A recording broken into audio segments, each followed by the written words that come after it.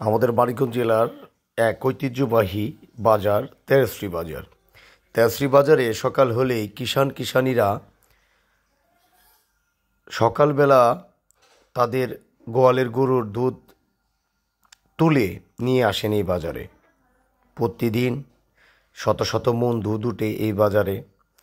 আজকে 6/5/2025 তারিখে দুধের দর, আজকে এই বাজারে দুধের দাম ছিল 30 টাকা কেজি এবং 25 টাকা কেজি। অনেকেই ভিডিও দেখে এবং এই কথা শুনে অসম্ভব হবেন। এই বাজারে প্রতিনিয়তই দুধের দাম কম। এটার লোকেশন হচ্ছে মানিকগঞ্জ জেলায় এসে ঘিওর উপজেলায় আসবেন। ঘিওর উপজেলারই একটি ইউনিয়ন পয়লা, এই পয়লা ইউনিয়নেরই নাম করা একটি বাজার তেজশ্রী বাজার।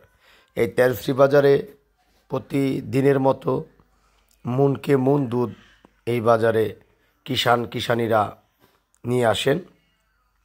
যার যার মতো সবাই আনন্দের এবং উৎসাহ উদ্দীপনার মধ্য দিয়েই দুধ কেনাবেচা করে।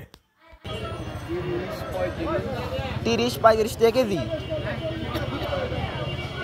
এখন ইউনিয়ন পয়লা ইউনিয়ন।